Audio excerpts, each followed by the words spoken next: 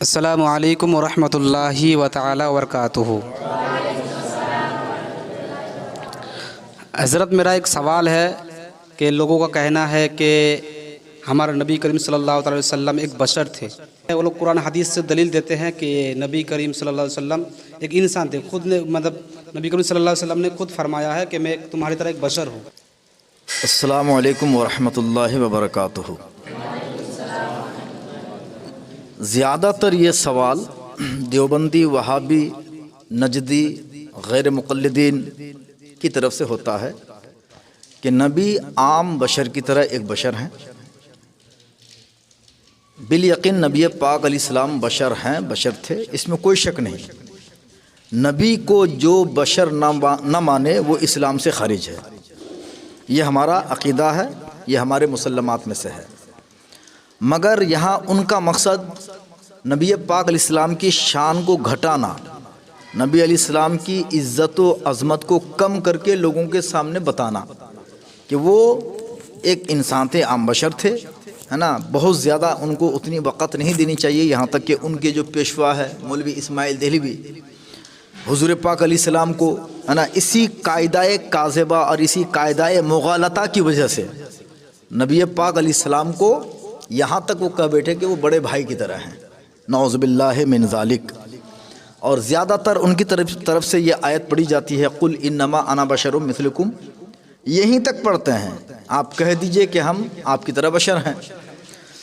مگر یہاں پہ واضح رہے کہ اللہ نے کہنے کے لیے کہا کہ محبوب آپ کہہ دیں، تو نبی نے کہا کہ ہم آپ کی طرح ایک بشر ہے۔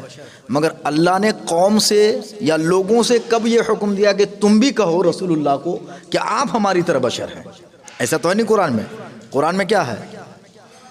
آپ کہہ دیے، تو نبی کو کہنے کا حکم ہے تاکہ نبی علیہ السلام کے بڑے بڑے معجزات کو دیکھ کر کے لوگ حضرت عیسیٰ کی طرح خدا نہ سمجھ بیٹھے۔ اس لیے اللہ نے ایسا کہنے کے لیے کہا کہ آپ اپنے آپ کو، اپنی بشریت کو ظاہر کریں، لوگوں کو قریب کریں، کہیں آپ کے معجزات کو دیکھ کر کے لوگ بھاگ نہ جائیں۔ مقصد یہاں پہ اصل میں یہ ہے، ورنہ نبی پاک علیہ السلام نے جہاں یہ کہا کہ میں ایک بشر ہوں، تو وہاں یہ بھی تو ہے یوحا الیہ، یہ بھی تو ہے کہ ہماری طرف وحی آتی ہے۔ تو کیا عام انسان کے پاس وحی آتی ہے کیا؟ غیر نبی کے، ہے نا، نبی کے علاوہ غیر نبی کے پاس تو وحی آ ہی نہیں سکتی ہے۔ تو آپ صرف بشر تک لیتے ہیں اور یوحا الیہ اس کو چھوڑ دیتے ہیں، یہ تو بہت بڑی حماقت ہے۔ تو یوحا الیہ سے حضور کی جو عظمت بتائی گئی ہے آپ اس کو چھوڑ دیتے ہیں۔ تو خلاصہ کلام یہ کہ نبی بے شک بشر ہیں، ان کی بشریت میں کوئی شک نہیں، مگر آپ افضل بشر ہیں، ایسا بشر کہ آج تک کسی ماں نے ایسا بشر نہ جنا، نہ قیامت تک کوئی ماں جنم دے سکتی ہے۔ تو آپ افضل البشر بھی ہیں، تو بشریت ہونے میں کوئی کلام نہیں ہے۔ مگر اگر شان کو گھٹانے کے لیے، عظمت کو کم دکھانے کے لیے آپ کہیں گے کہ وہ تو ہماری طرح عام بشر تھے، تو یہ نبی کی شان میں بہت بڑی توہین ہے، اس سے ایمان جانے کا اندیشہ قوی ہو جاتا ہے۔ اس لیے عقیدہ کیا ہے کہ نبی بشر ہیں، نبی کے بشر ہونے میں کوئی شک نہیں، مگر عام طور پر نبی بشر ہونے کی بات وہی لوگ کرتے ہیں جو نبی کی شان کو گھٹانا پسند کرتے ہیں۔ استغفر اللہ، لا حول ولا قوت الا باللہ العلی العظیم۔ تو مسئلہ کیا ہوا کہ نبی بشر ہیں، آپ کے بشر ہونے میں کوئی شک نہیں، مگر آپ افضل البشر ہیں۔ اس کے علاوہ بے شمار آپ کے فضائل و کمالات ہیں، آپ کے کمالات بیان ہوتے ہوتے 1400 سال اور 1400 صدیاں بیت گئیں، مگر آپ کے فضائل و کمالات بیان کر کے کوئی ختم نہ کر پائے۔ امید ہے کہ آپ کو جواب سمجھ میں آ گیا ہوگا۔ اور ایک سوال ہے، لوگوں کا ماننا ہے کہ نماز میں سورہ فاتحہ کے بغیر نماز ہوتی ہی نہیں ہے، تو وہ لوگ امام کے پیچھے بھی سورہ فاتحہ پڑھتے ہیں، اس کا پڑھنا کیا ہے؟ السلام علیکم ورحمۃ اللہ وبرکاتہ۔ جیسا کہ عزیزم نے سوال کیا کہ کچھ لوگوں کا کہنا یہ ہے کہ سورہ فاتحہ کے پڑھے بغیر نماز ہوتی ہی نہیں ہے۔ حدیث شریف میں ہے لا صلاۃ الا بفاتحۃ الکتاب، اور عام طور پر اسی کو وہ دعوے کے طور پر پیش کرتے ہیں کہ سورہ فاتحہ کے بغیر نماز نہیں ہوتی، ٹھیک۔ مگر یہاں پر لا لائے نفی جنس کے لیے نہیں ہے کہ جس سے کلیہ طور پر ہے نا سورہ فاتحہ ہر ایک کو پڑھنا ہے۔ نحوی عمل کے اعتبار سے تو لا لائے نفی جنس ہے، مگر یہاں لا کے ذریعے سے اصل نماز کا انکار نہیں ہے، کمال نماز کا انکار ہے، یعنی نماز مکمل نہیں ہوتی سورہ فاتحہ کے بغیر، ٹھیک ہے۔ اس کے علاوہ اگر اصل سورہ فاتحہ پر انکار کے طور پر اگر اس کو مانا جائے، حالانکہ یہ خبر واحد ہے، یہ کیا ہے؟ خبر واحد ہے۔ حدیث کی کیٹیگریز میں ہے نا ایک کیٹیگری آتی ہے خبر واحد کی، ہر زمانے میں جس کے ایک ہی راوی ہوں، ایک یا چند، تو یہ خبر واحد ہے کہ سورہ فاتحہ کے بغیر نماز نہیں ہوتی کا معنی ہے نماز کمپلیٹ نہیں ہوتی، ٹھیک ہے۔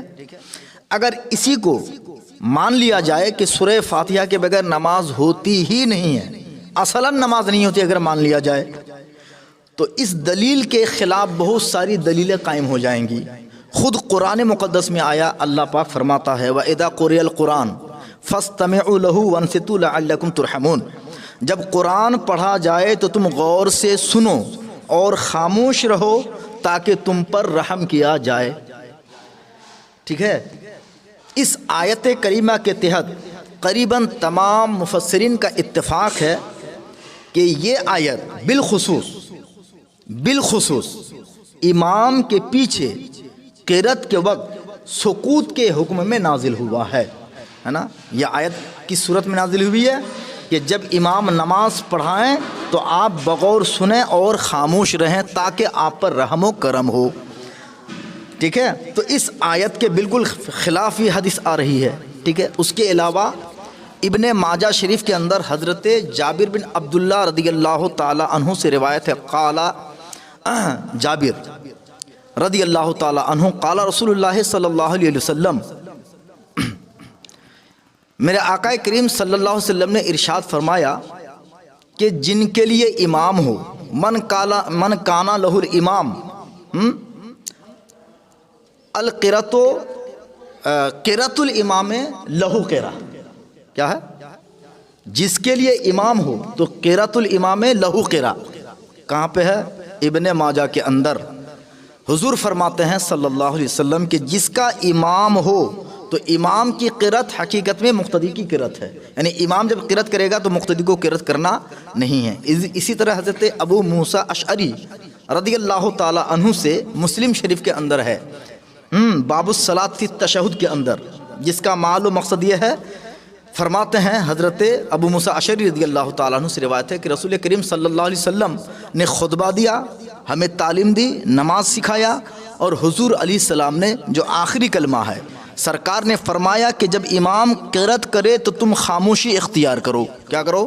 تم خاموشی اختیار کرو۔ اس کے علاوہ دنیاوی مثال اگر آپ دیں، ڈرائیور ایک ہی ہوتا ہے، بس ڈرائیور ایک ہی ہوتا ہے۔ اب اگر پیسنجر میں اگر کچھ لوگوں کو ڈرائیونگ آتی ہے تو کیا یہ کہے گا کہ جب ہمیں بھی ڈرائیونگ آتی ہے تو ڈرائیور صاحب تھوڑا ہم کو بھی گاڑی چلانے دیجیے؟ ایسا نہیں ہوتا ہے، ڈرائیور ایک ہی ہوتا ہے۔ اگرچہ ہم امام کو ڈرائیور نہیں کریں، مگر ایک تمثیلاً اور نظیراً سمجھانے کی کوشش کرتے ہیں کہ ڈرائیور ایک ہی ہوتا ہے، گاڑی ایک ہی آدمی چلائے گا، اگرچہ پیچھے بیٹھے بہت سارے پیسنجر کو گاڑی چلانا آتا ہو، ٹھیک، امام ایک ہی ہوگا، اور امام کا سب کچھ کرنا، ٹھیک ہے، وہ مقتدی کی طرف سے بھی کیا ہوتا ہے؟ ادا ہو جاتا ہے، سوائے ان باتوں کے کہ جس کو مقتدی کو بھی پڑھنا ہے، جیسے تشہد ہے، درود ابراہیمی وغیرہ، دعائے معصورہ وغیرہ ہے، چونکہ اس کے پڑھنے کے لیے الگ سے حکم ہے نا۔ مگر امام کے پیچھے مطلقاً قرأت کرنے کی نفی پر آیت کریمہ نازل ہے، احادیث طیبہ کا ذخیرہ موجود ہے، مختصراً میں نے 2 حدیث پڑھی اور وہ آیت پڑھی، تو اس حدیث کے خلاف یہ 3 حدیث ہے۔ تو تدبیر کی صورت کیا ہوگی؟ تدبیر کی صورت یہی کہ جہاں پہ آیا کہ نماز سورہ فاتحہ کے بغیر ہوتی ہی نہیں ہے، مراد کیا ہے کہ اکیلے اگر آپ نماز پڑھو گے سورہ فاتحہ کے بغیر، اکیلے، ٹھیک ہے؟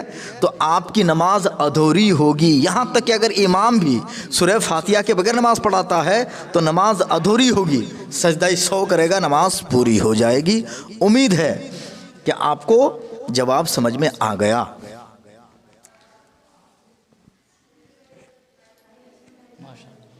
اور کچھ بولیے, کیا ہے اور سوال کیا ہے؟ سوال یہ ہے کہ بہت سارے لوگ ایسے لوگوں کا ماننا ہے کہ اگر کسی کا باپ بھائی بہن مر جائے, انتقال کر جائے, تو ان کے لیے چہارم چالیسہ مناتے ہیں. چہارم چالیسہ مناتے لوگ ایسے سوچتا ہے کہ اس کو منانا ضروری ہے, اس لیے مناتے. تو اس میں دین اسلام میں کچھ فائدہ ہوتا ہے, یا اگر نہیں کرے تو کچھ نقصان ہے؟ اس کے بارے میں کچھ بولیے. السلام علیکم ورحمۃ اللہ وبرکاتہ.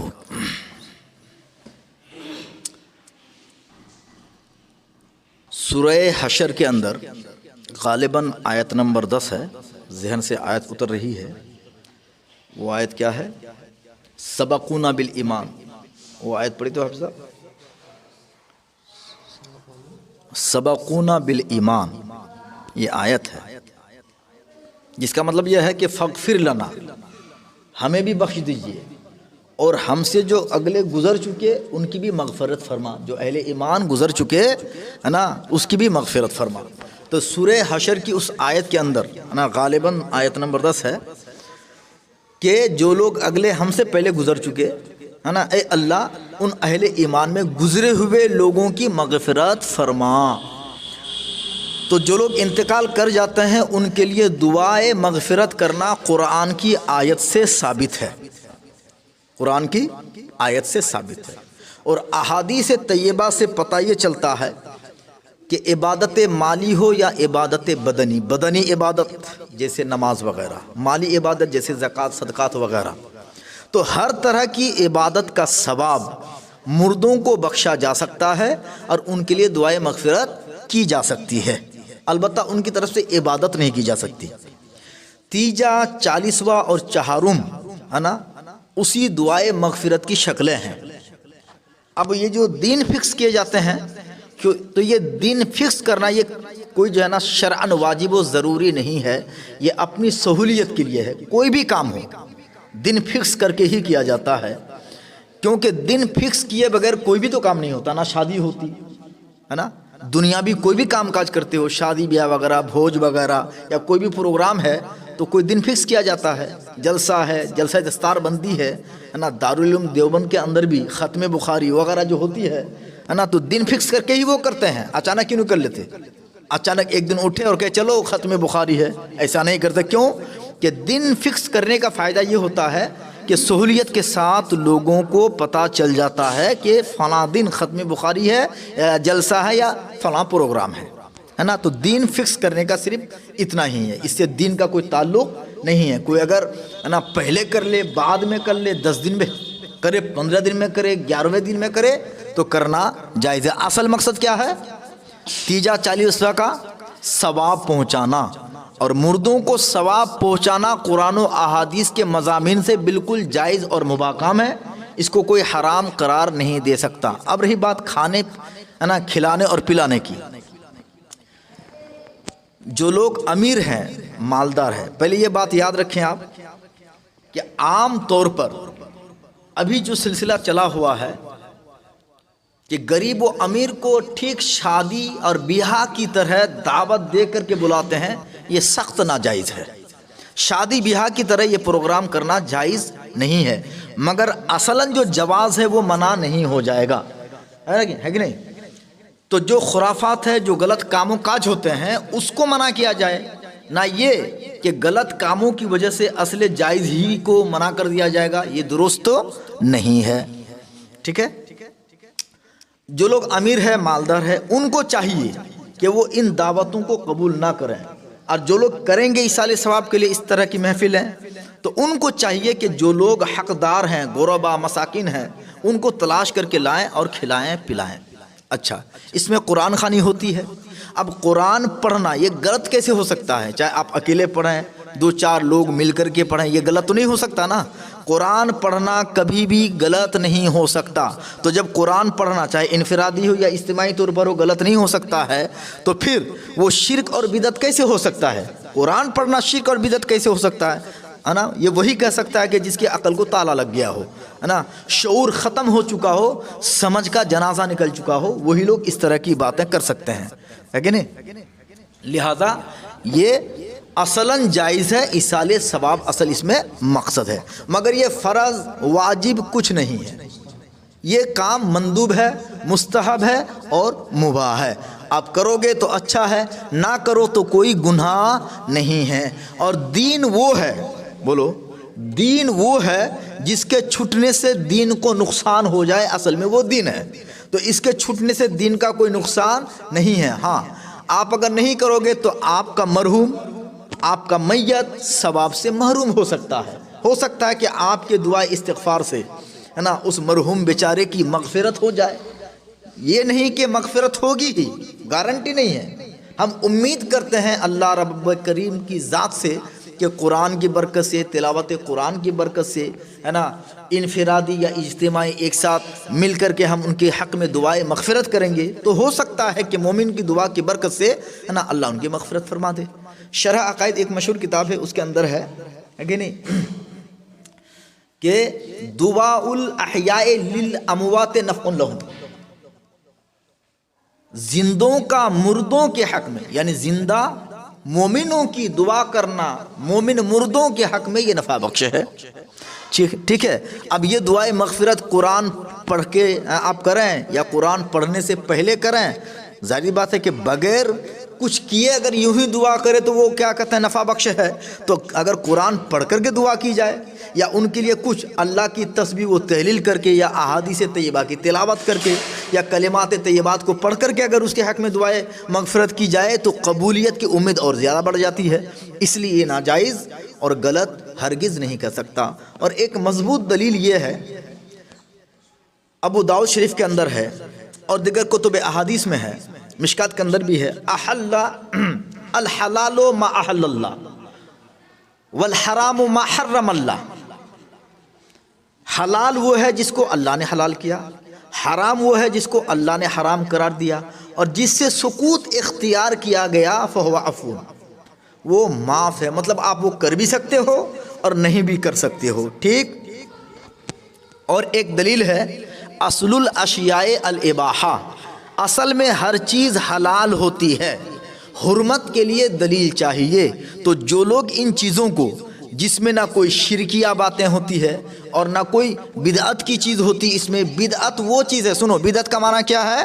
بدعت کا معنی مشکات شریف کے حاشیے کے اندر جہاں پہ، ہے نا، کتاب و سنت کی بحث آئی ہے اس کے حاشیے میں دیا ہوا ہے کہ بدعت کا اصل معنی، اور یہ بدعت کی اصل تعریف امام شافعی رحمۃ اللہ تعالیٰ علیہ سے ہے. امام شافعی فرماتے ہیں کہ اصل میں بدعت وہ چیز ہے جو قرآن اور احادیث کے قانون کے خلاف ہو، قرآن اور حدیث کے کسی قانون سے ٹکراتا ہو، وہ بدعت ہے. بات سمجھ میں آ گئی؟ تو اب اگر تیجا 40واں وغیرہ میں اگر کوئی کام خلاف شرع ہو تو خلاف شرع کام کو روکا جائے گا، نہ یہ کہ وہ کام جو، ہے نا، مرحوم کے لیے نفع بخش ہو، مرے ہوئے، ہے نا، مسلمان کے لیے فائدہ بخش ہو، اس کو روکا نہیں جائے گا. تو جو لوگ ان چیزوں کو حرام کہتے ہیں، بدعت کہتے ہیں، شرک کہتے ہیں، قیامت تک انشاءاللہ ان چیزوں کے شرک اور بدعت ہونے پر ایک دلیل نہیں لا سکتے، حرام ہونے پر ایک دلیل پیش نہیں کر سکتے، نہ قرآن سے اور نہ حدیث سے. امید ہے کہ انشاءاللہ آپ کو باتیں سمجھ میں آ گئی ہوں گی. السلام علیکم ورحمۃ اللہ وبرکاتہ.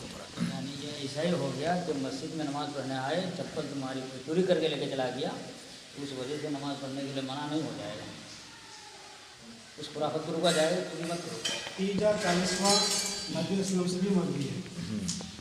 انوار سعدیہ صفحہ نمبر 145 میں ہے کہ اللہ کے نبی صلی اللہ علیہ وسلم نے جب امیر حمزہ رضی اللہ عنہ شہید ہوئے جنگ احد کے موقع پر، تو اللہ کے نبی صلی اللہ علیہ وسلم نے امیر حمزہ کے لیے تیزاں اور 7ویں دن اور 20ویں دن اور 40ویں دن اور 3 مہینہ بعد، یعنی کہ پورے سال بعد ان کے نام پر دعا کرتے رہے.